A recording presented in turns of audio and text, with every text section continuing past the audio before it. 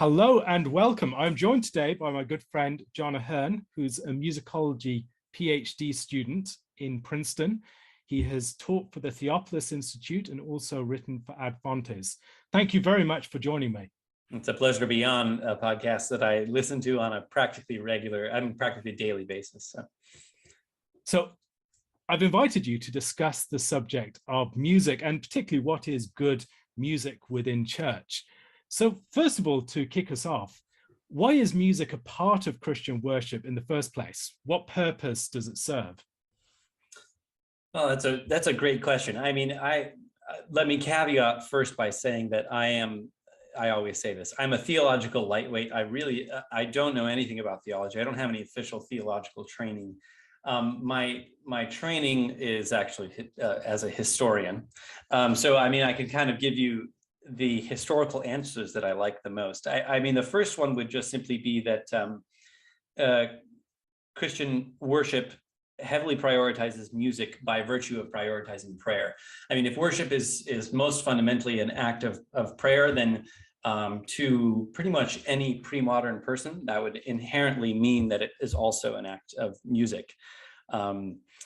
And those two things in almost every culture, ancient culture, are intimately connected, connected in similar ways to the way that music is in ancient cultures a kind of dispersed concept, more so than now. Like, for instance, I was recently rereading Plato's Republic, and he famously describes education as two things: gymnastics for the body and music for the soul. And in the category of musike in Greek, he would include, prayer, rhetoric, poetry, storytelling, many of these different categories. And what those all maybe seem to have in common is an attention to the way that words sound rather than simply what they mean.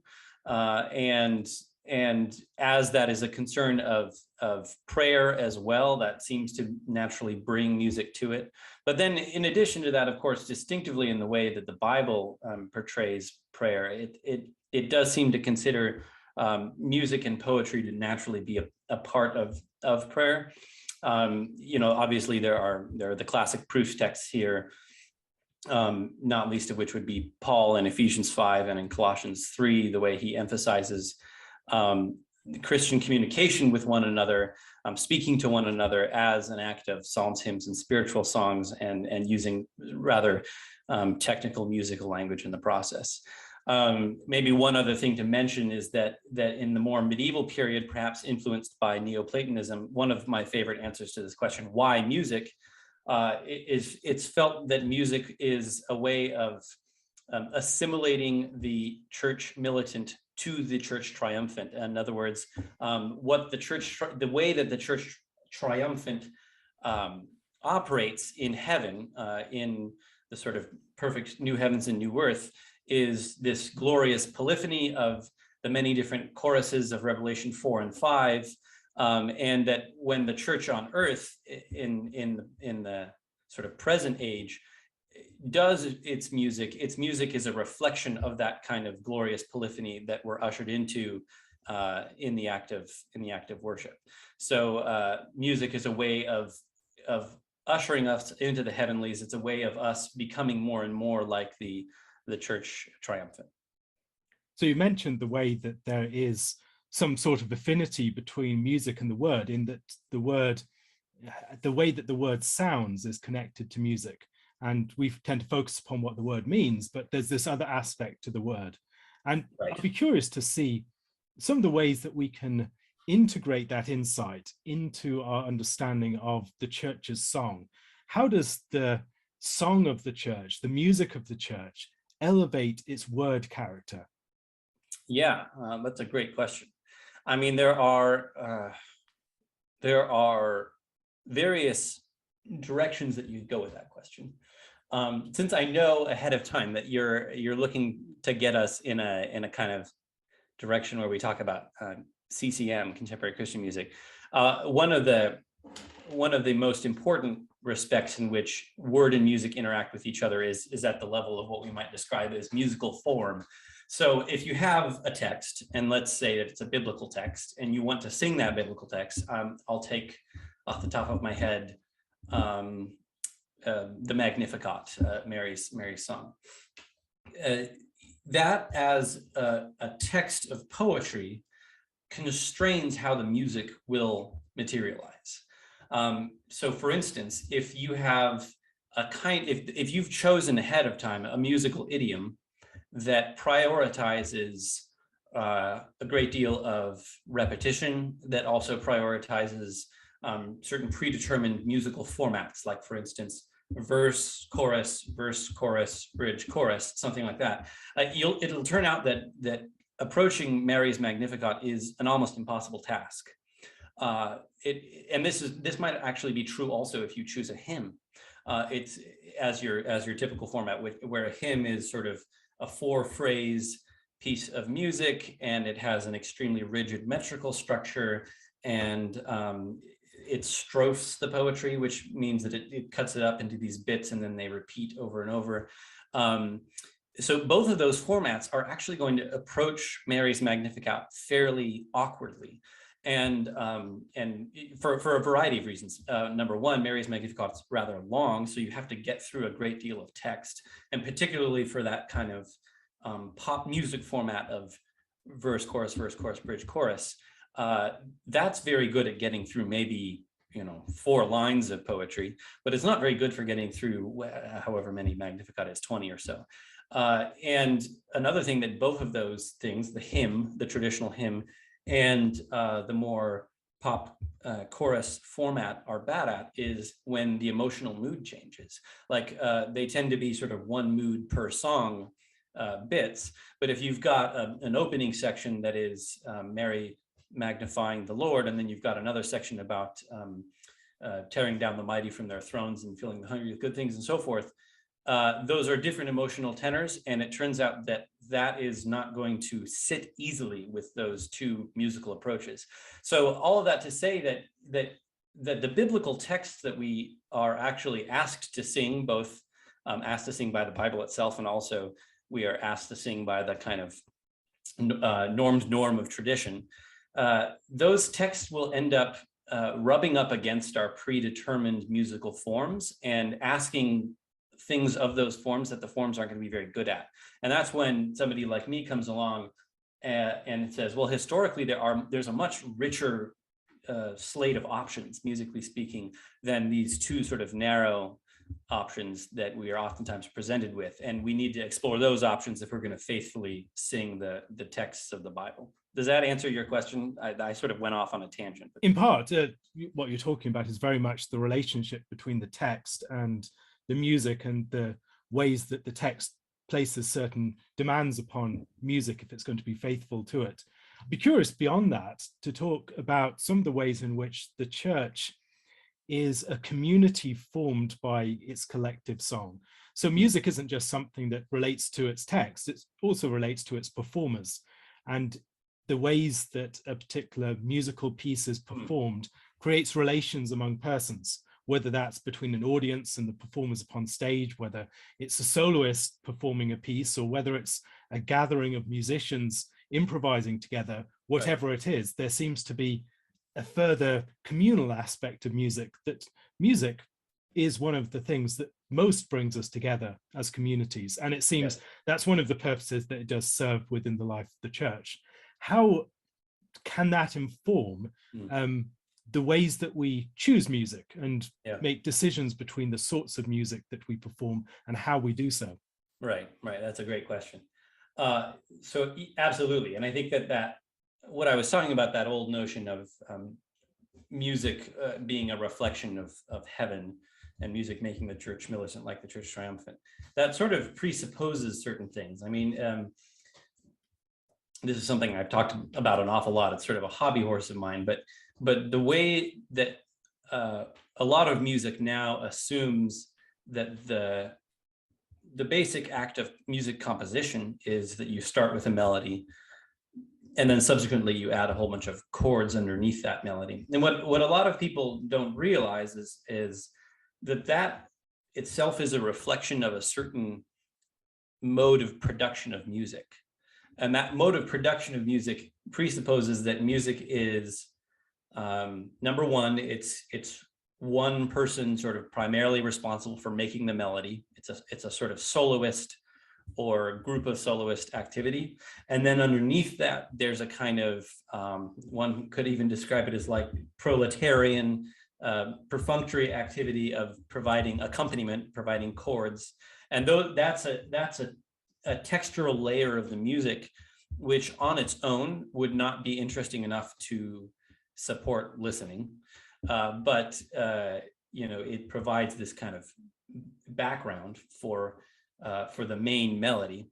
And then that whole unit itself stands in relation to a kind of assumed audience, which ends up meaning that musical decision to approach the music in this way with one melody and a whole bunch of chords underneath presupposes a whole economy of music, where there are the performers, amongst whom there's this division of like the soloist and the accompanist. And then there is a listening audience which receives the music and is not actively itself participating in the music. Whereas alternative models of music might be everyone sings the same melody. And that might strike us as boring, but I mean, for instance, if you go to I've heard this about the UK, that if you go to a sports game in the UK, you'll hear men very loudly chanting or singing together in unison. No one finds that boring. That's awesome. That's a reflection of, it is, of course, a reflection of unity. And that's what's great about the sort of Protestant hymn. That's what was felt in the Reformation to be great about the Protestant hymn, is that there was this, everyone is uniting around a single melody. Or you could have a model of music where people are able to sing multiple different melodies, which is what we call polyphony or counterpoint. And that itself is this glorious model where there are these competing musical demands and they have to be balanced out by a certain set of rules, or like a set of gameplay rules that govern how much autonomy each melody gets. And that, on the other hand, presupposes a model of musical economy in which everyone is a participant. And there's not this, let's say, consumerist model that we're preparing this music in a studio in order to deliver it to listeners who are going to be passive recipients of it. And if of course, I barely even need to ask the question, but if you ask which model fits best with church music as sort of the Bible would dictate it, I think it's pretty clear that it would have to be the unison model or the polyphony model. But there's something, I think, inherently wrong about that model that demands one single melody and a whole bunch of chords underneath, because this is not coincidentally a model that's arisen more lately in sort of post-industrial society, and it's suited to that post-industrial economy, but it doesn't turn out to be very suited to speaking to one another with psalms, hymns, and spiritual songs. Is that sort of more the direction you were thinking of? Yes. Beyond that, I'll be interested to hear your thoughts about how church music answers to the strong demands that people bring to it, where music is integral to people's identity, their preferred musical styles, the sorts of music that they consume. How can a church square those sorts of demands, which to some extent, if they don't answer those, people are just going to go elsewhere, and the need to form people into a different form of music that we could enjoy in unison and perform in unison? Interesting. So are you talking about a situation in which a congregant feels an affinity to the particular song that they want, and they're just not going to go with anything else? Is that what you mean? Or more generally, where every congregant has their own preferred musical styles that they will prefer over others, and so a church that caters to those styles will be one that they'll prefer over a church that doesn't. Right. And that is it's a very strong demand that limits the flexibility that many churches feel when it comes to developing the church's song. Yes. Yeah, I think you're right. I think there's a inherent bias in church music selection, the sort of average music that you choose on a given Sunday. There's a bias toward the path of least resistance. One thing that Smart Galaxy Brain church musicians like me seldom think about is that was supposed to be a self-deprecating remark. I'm saying that we're often too busy thinking about high-minded matters to realize that probably most of the battle with respect to church music is fought when, well, the battle's already over, given the fact that most congregants go into church already super familiar with the average contemporary Christian music song, because they've heard it on the radio in the car, or they just, have it on Spotify or on whatever their preferred streaming platform is. Whereas most people don't just know hymns, and especially if you are trying to create a church music program ex nihilo, if you're trying to create a church music program based on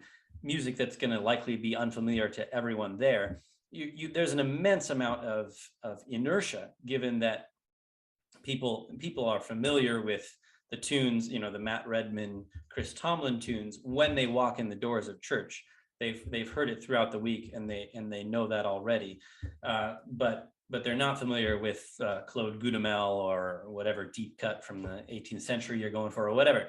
And as a consequence, I think that's a practically insurmountable task. I mean, it's one thing if you're a church musician, but if you're just a pastor trying to justify your decisions to the average congregant, that's a tough sell. You're asking a lot from your congregation, and unless church music is one of your biggest priorities, you're not necessarily going to want to kind of stake your pastoral ethos on an issue like that feels more like adiaphora or prudential. So I think that ends up meaning that even pastors who feel that there is something greatly lacking in CCM are hardly ever going to make that hill to die on, just because like I said, there's that natural inertia that comes from the consumer choice being on the side of CCM very strongly. So you've touched upon this to an extent so far. Could you say more about the criteria that you believe good church music should be judged by?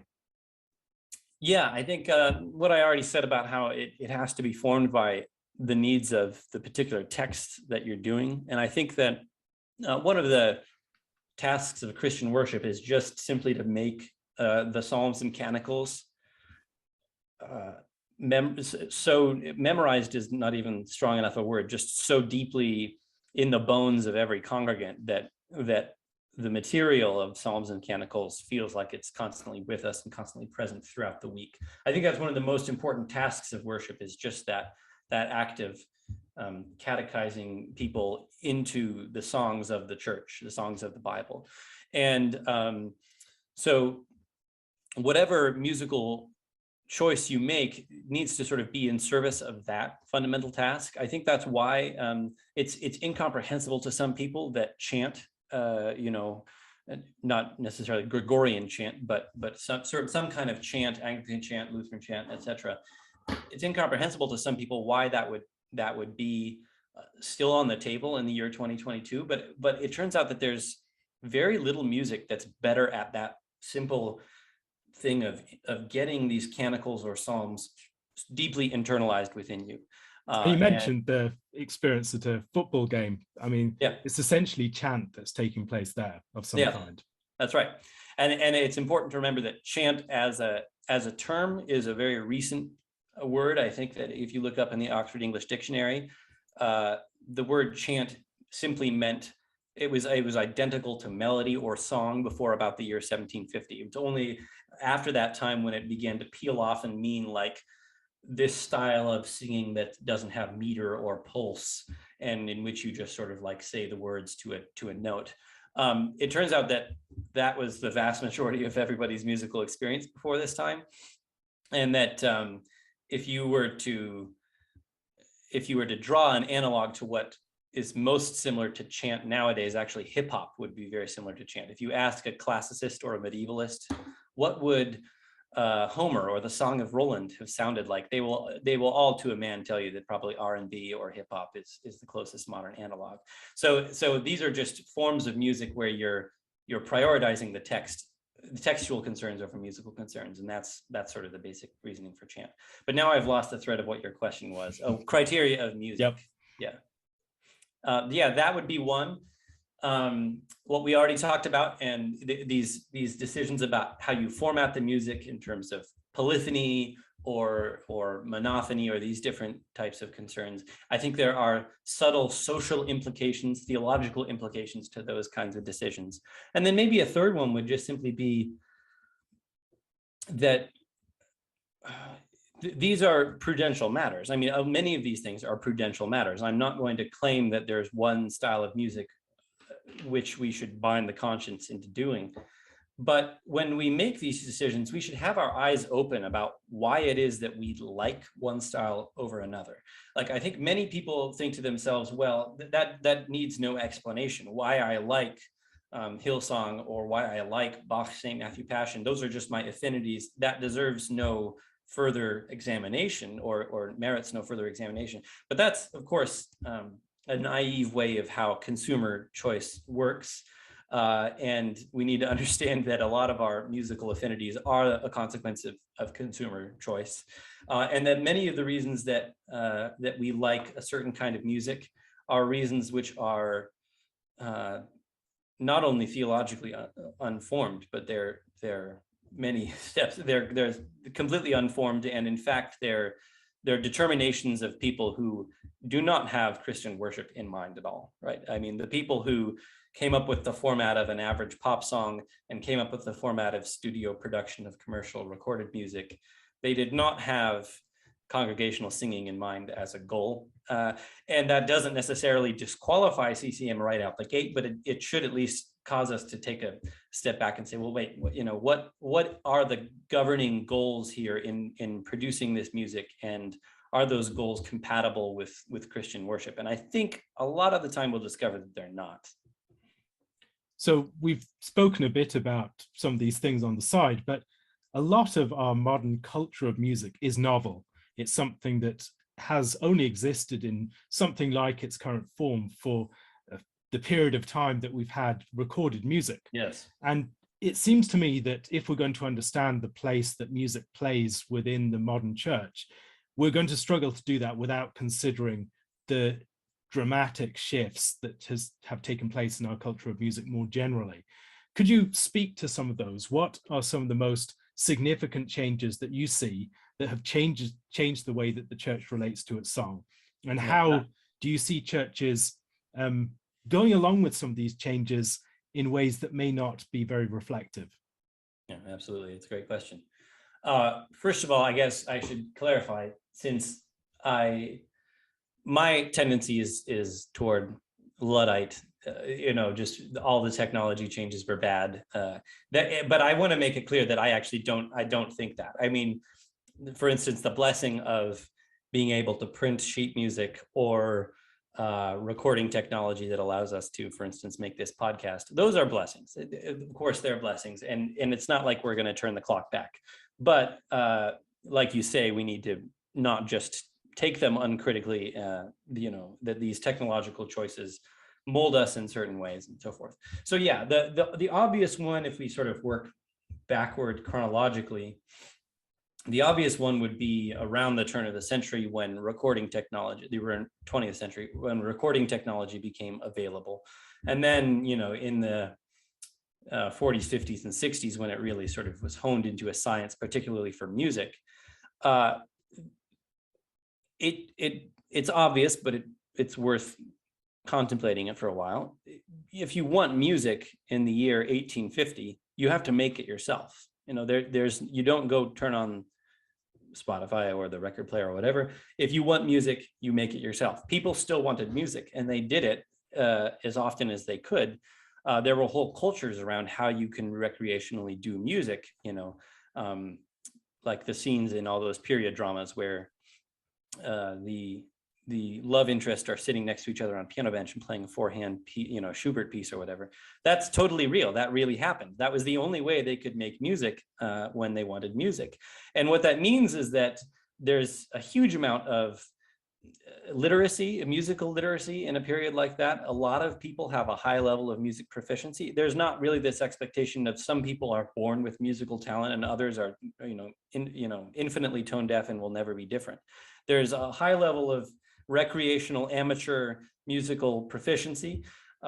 Music education is sort of assumed to be an important part of society, since you don't have, it's not just such a common thing that you can expect it to be anywhere.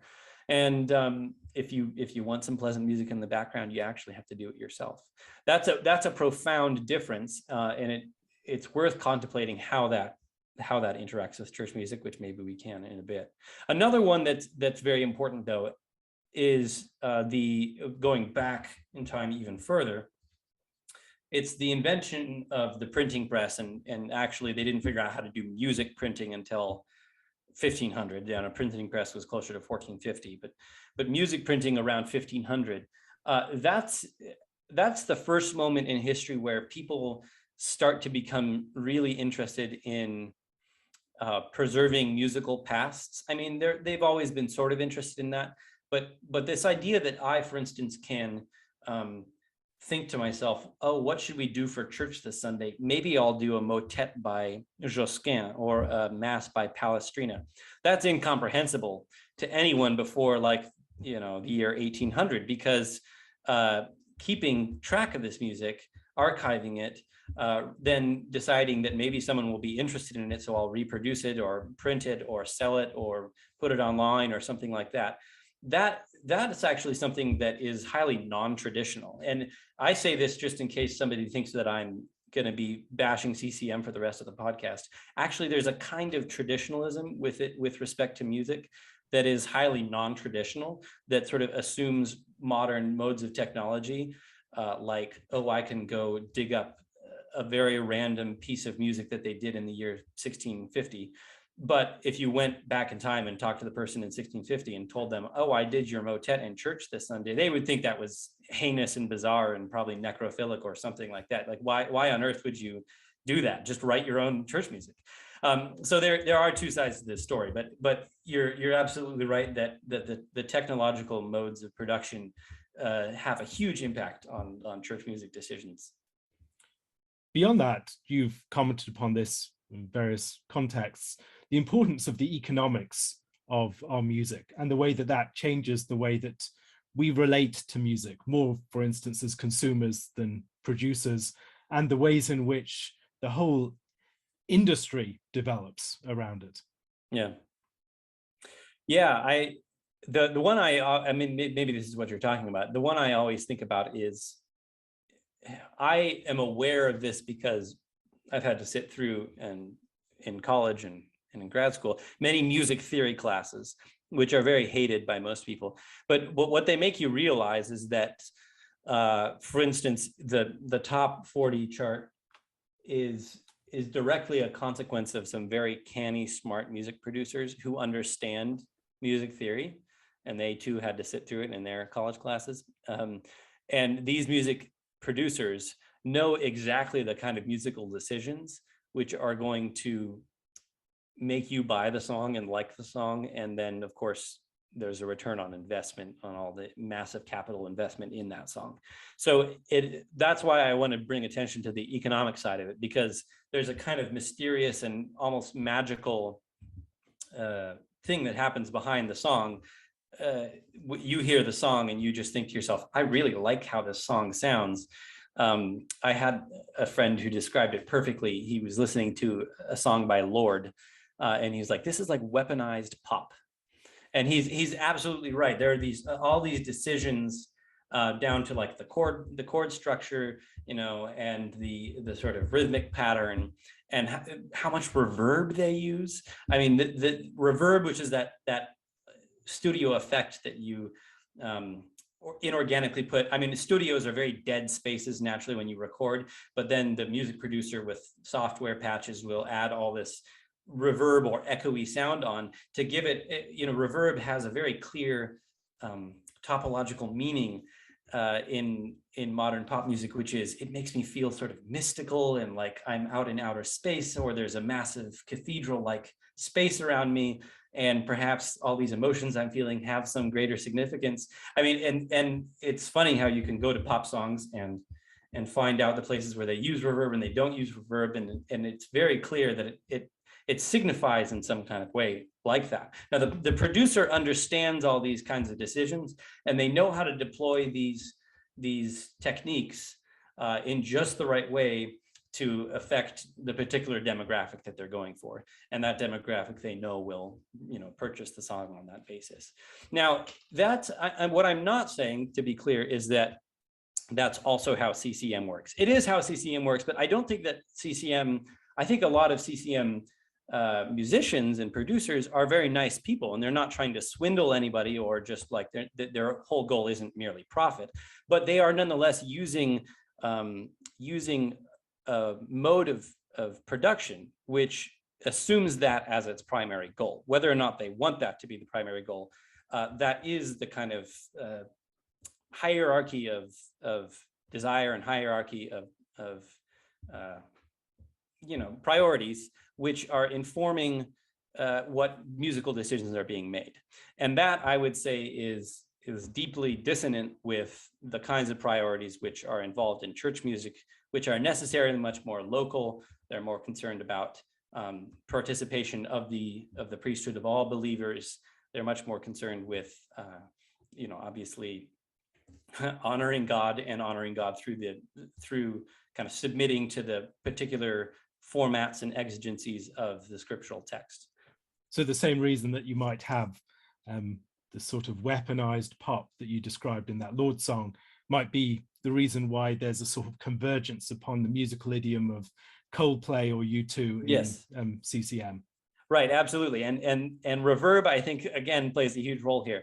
The other one that does is modality, and it's difficult to describe what modality is in music, but harmonically speaking, there's major, which sounds to us happy. It didn't always sound to every culture happy, but in 2022, major chords, do, mi, sol, mi, do, that sort of sound is very happy, whereas minor chords, do, do, do, do, do. I'm not a singer, sorry, but that's a bit sadder sounding. So major and minor vaguely correspond to happy, sad. Modes are these older style of scale, which allow you to access kind of in-between emotions. And they became popular a bit in the 60s with the Beatles, but they really became popular in the 80s and 90s, particularly with like U2, Coldplay, that kind of alternative rock space. And they're just perfect for that kind of feeling of, I want a bit of pop, but I also want a bit of spirituality. And there's a reason why I think CCM has really imported the sound of those musicians and taken them to be the model, because it does seem to have this rapprochement between the kitschy mass-produced sound and the sound that feels more worshipful, which is that buzzword you always hear in CCM circles. It'd be interesting to think about the backgrounds of those particular musicians, because yes, right. Coldplay, Chris Martin came from an evangelical background originally, and U2 very much had a sort of Christian cult background in the early 80s. And both of them have elements of Christian worship that seems to be wrapped up within their lyrics at various Viva La Vida, various points in there. You can see all the Christian themes, or 40 in U2, the use of the 40th Psalm. It seems that the influences can almost go both ways. Yes, they can, and I think that that's another canny market demographic decision as well. It should be pointed out. But the other one who sadly now I think completely fits into that category of ambiguous between Christian and non-Christian is Sufjan Stevens, who had I think a very explicit beginning in CCM before he became a big deal. But then with his sort of standard albums, he clearly has a lot of Christian influence, which seems to be getting less and less. And incidentally, I think that's also the trajectory of the quality of his music, which is getting to my mind, less and less interesting. But it's the same set of things there. I think but with Sufjan, you add into the mixture this folksy sound. And I always am keen to point this out, that there's a folksy sound and then there's actual folk music, right? The whole point of actual folk music is that you're not letting anyone else do it, you're doing it yourself. Folk music is music which is made by the people in the room. It's impossible. It's like an actual performative contradiction to listen to folk music that has been mass produced on an album. That's the opposite of folk, right? It's commercial. But yet many artists are very good at importing folksy sounds, which if I were to sort of take an Adorno spin on it, I would say that folksy sound is perfect because it gives you the feeling that you are, that it's folksy and that you're somehow involved in the production of the music, but it therefore makes you feel like you don't need to be involved in the production of the music. And that to me is the kind of devious thing about Sufjan, is that he gives that folksy quality to it. And you'll notice now in CCM, like everyone wants that. Is the folksy pick pattern in the guitar and maybe a little less reverb and the raspy voices. That's like the currently fetishized thing. There was one other thing I was going to say on this topic. Oh yeah, and what I think is funny is that despite all this, there are Christian artists out there who over the decades, they're like, hey guys, I'm Christian, and they make very clearly music that reflects their Christian belief, but nobody takes them seriously as a model for CCM. I'm thinking of, for instance, Johnny Cash and Bob Dylan. Both of those guys for decades have claimed to be Christians, even though Christians are like, I don't know. But nobody seriously thinks that they want CCM music to sound like either of those artists. There are even older artists who are CCM artists, like, oh man, who am I thinking of? Keith Green, and is it? There's Larry somebody, and I can't believe I'm forgetting his name. But they're much older CCM artists who have this different style. It's not the Jars of Clay thing that emerged in the 90s. It's this older style of music which sounds so dated. But again, it reflects that what we prioritize in our CCM sounds actually has very little to do with any inherent category, theological decision, or category liturgical hierarchy. It has everything to do with the kind of pop music sounds that most particularly speak to the demographic in mind. So for the sake of our mutual friend Ansi, I have to ask you about Kanye. Yeah, I'm just going to plead ignorance on that. I don't have enough time to listen to everything, and Kanye is just one of those guys that I barely listen to anything. I really like in the bit that I have listened to, I really like his kind of neo soul gospel direction in recent albums.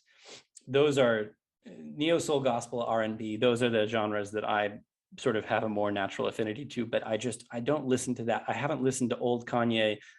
I've barely listened to new Kanye.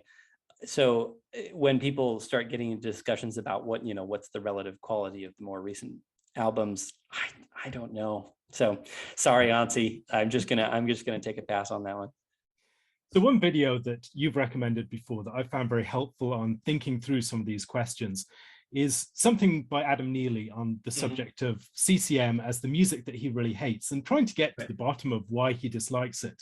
And one of the concepts that he explores in this larger exploration is that of musicking. And I thought it would be helpful for you to spend some time explaining that concept and why it might be important for our thinking about what constitutes good worship music. Yes, and I'm trying to remember. Yes, it's a music. I just Googled it. Sorry. There's a famous musicologist who came up with this term in I think the 90s. It was Christopher Small. And to be completely frank, I have not read Christopher Small's book, but now it's become such a common term that it doesn't really matter. But I think that in the 90s, what his concern was when he came up with that term musicking was to to get people out of the mode of thinking of music as primarily this formal thing, either idealized in the score for like classical art music, or for that matter idealized in the recording, the MP3 file or whatever, for more pop music.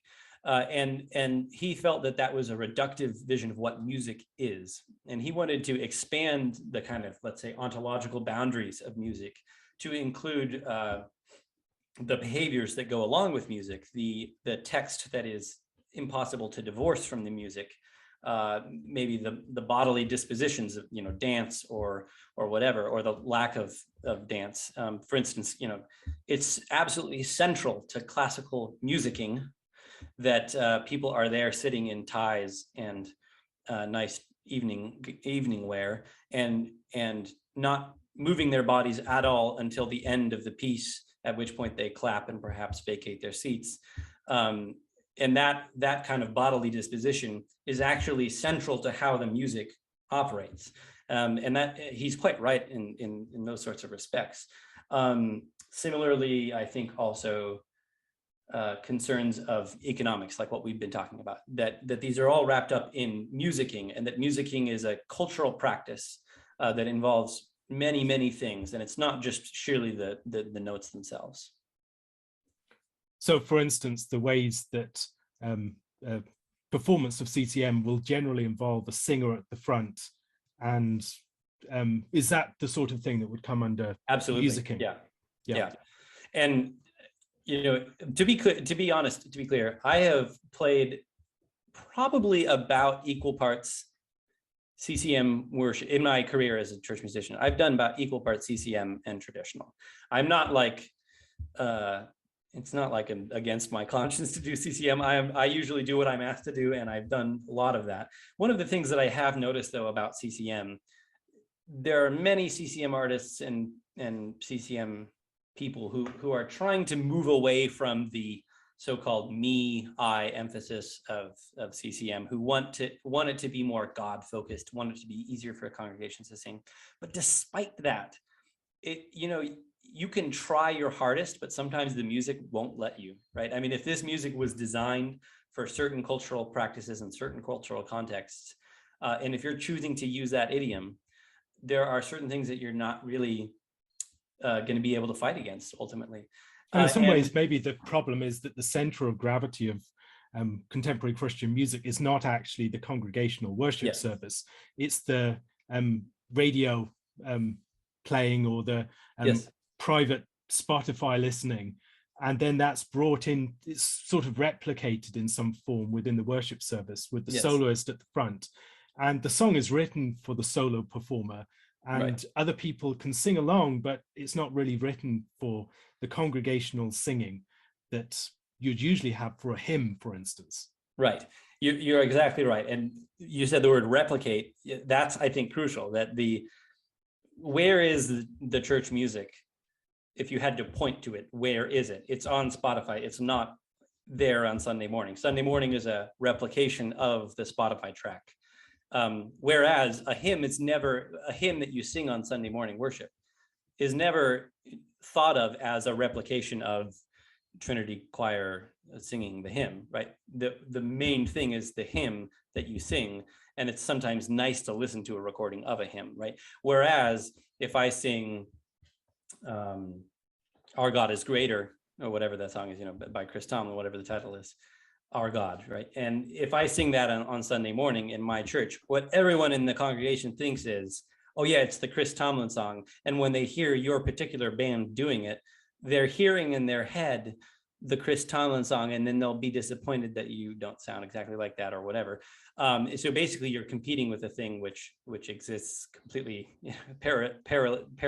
liturgically outside your church. That, I think, in itself is one of the big reasons that I'm not a big fan of CCM. But then what you were talking, you have the artist who's producing this material as a solo or group performance, and then you're listening to that in private, and then you have almost that attempt to replicate it, which will create its own divide within the worship service with the performers at the front, and then the congregation that has to sing along to a lesser degree. Yeah, and it has to sing along with something that was designed for Chris Tomlin, right? And it turns out that if you just listen to, if Chris Tomlin had made the melody just perfect for congregational singing and not about himself, it turns out it would have been very boring to listen to, right? I mean, this is oftentimes the case, that music that's really fun to sing is music that's quite boring to listen to. And similarly, music that is very exciting to listen to is oftentimes impossible to sing, right? I mean, that's just a sort of like amateur professional, divide there. But that's why, again, if you make the choice to go with this idiom that is designed for studio production and for passive listening, no matter how hard you try, it's going to give your congregation the short shrift when they attempt to sing it. But you also keep talking about the soloist up front. Something that you and I have mentioned before is that just on a kind of intuitive experiential perspective, experiential level, whenever I see a CCM band up front in church, it's uncanny how it's always attractive people singing up front. It's uncanny how that priority seems to know. I mean, I'm sure that, again, everyone has good motives and nobody's like got any perverse motives here, but it's weird. Like, why is that it's always the sort of the attractive people, also people who are good at moving their body, the people who are natural at a certain kind of way of expressing themselves bodily. Those are the people that get the job, get the role, maybe not necessarily the ones who volunteer, but they're the ones who are chosen. And they're chosen, I think, because of a sort of subconscious bias of, well, this style of music accompanies a certain type of body, a certain type of bodily motion. And whether we're aware of that bias or not, I think it's going to be there. It seems to me there's something along the lines of a sort of vicarious subjectivity that's expressed by the gifted vocalist who is able to represent our emotions in their most beautiful and elevated form. Yes. And it seems to explain in part why, of all the people that people fixate upon as their stars and idols, they are predominantly musicians, and particularly singers, because singers represent something of the internal voice of the self. Yes. And for that reason, someone who sings beautifully and looks beautiful is someone that you feel can speak for you in a remarkable way. They can give voice to your inner self in a way that you could not do yourself. And so within worship, you can almost replicate that sort of dynamic where you have the attractive and gifted vocalist who can almost give voice to the congregation vicariously, right, which is a different sort of dynamic from trying to elicit the congregation's own voice and have that as something that has an integrity of its own. Right.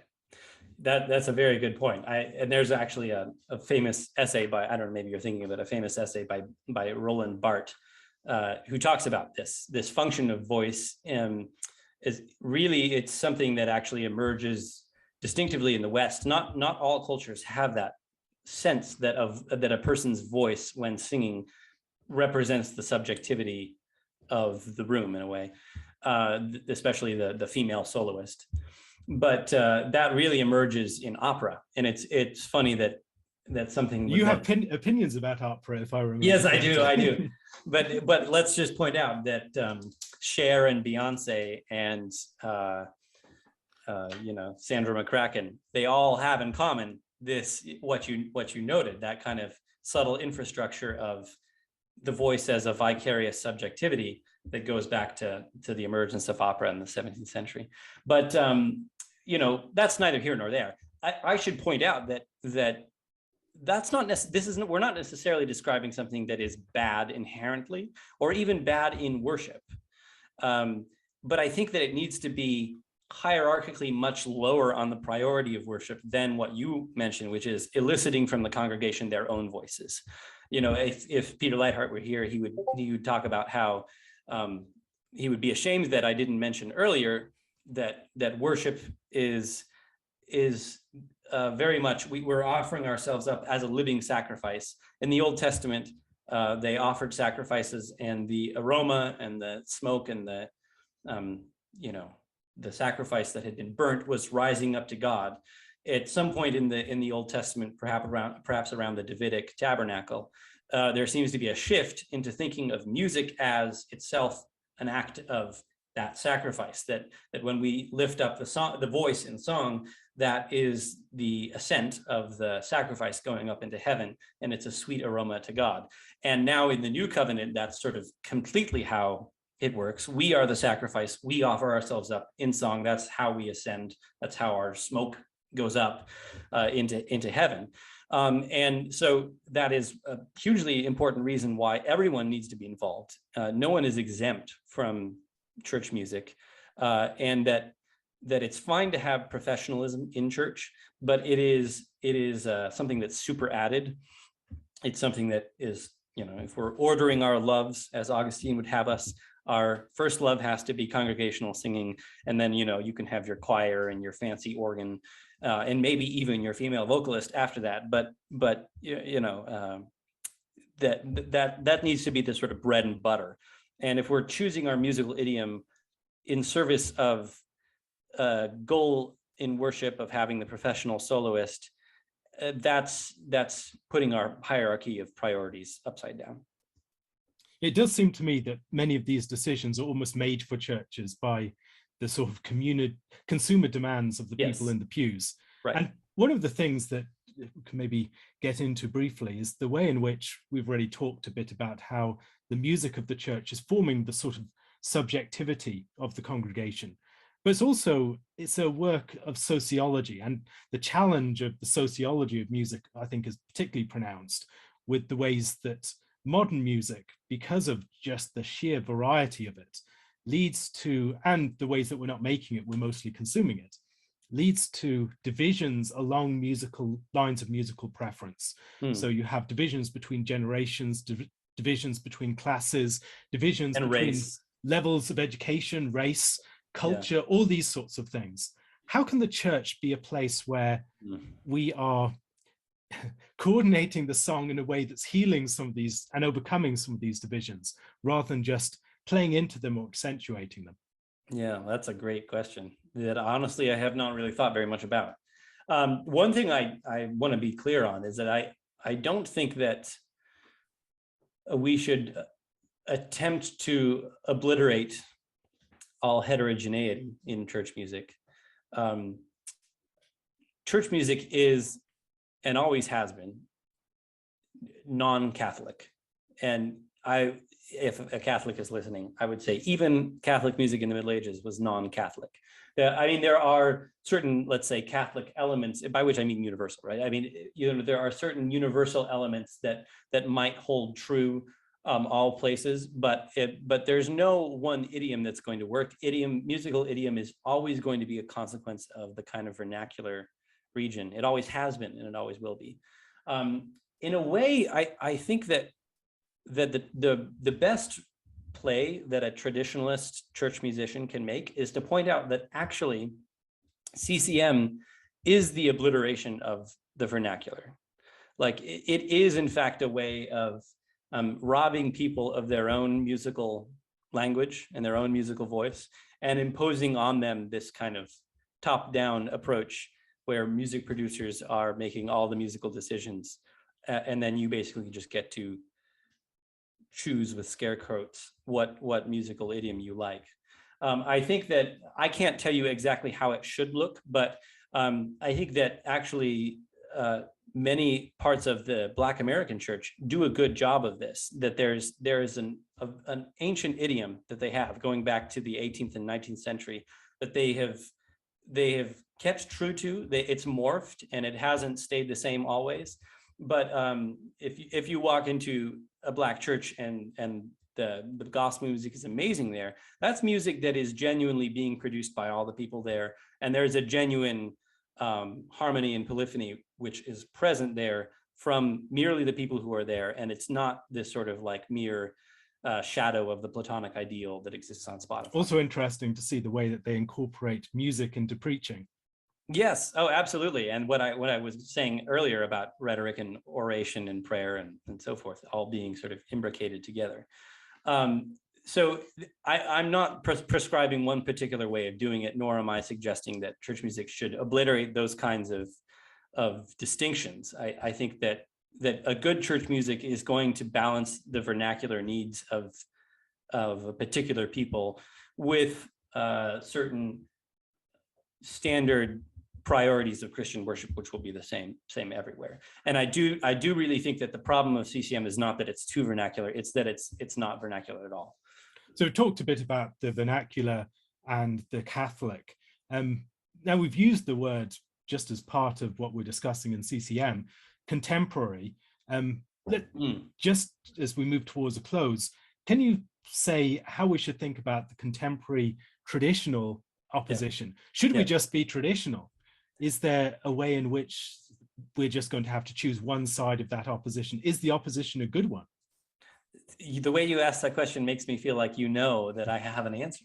I know that you have strong opinions on several issues, John. Yeah, I don't think it's a good binary. It's, in fact, as I said before, it's a binary between traditional and contemporary that other eras of church music history haven't had to choose. You know, they haven't had to choose one or the other. And again, I think we all know this cerebrally, but we aren't very good at reminding ourselves this, that when Bach wrote his cantata, BWV 66, he wrote that on an Easter morning, probably like 1720 or so. And the next Sunday he wrote a different cantata, and then the following Sunday he wrote a different cantata. And it never occurred to him, maybe I should go back to, Heinrich Schütz 150 years ago and use some Heinrich Schütz in church. All that occurred to him was that he make his own, right?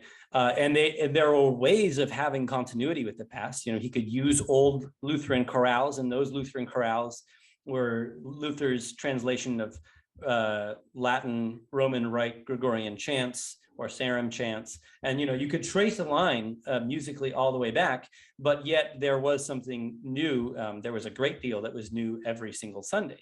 That is, I think, healthy, and that's how it should look. But I think that there are, conditions of possibility that exist in modernity that make that very difficult, so that it's difficult to even know what our vernacular is that we could appeal to use in our church music. And, if you're listening to this and you think, well, wait, John, what do you actually think we should do? What should we do? Should we do traditional or contemporary?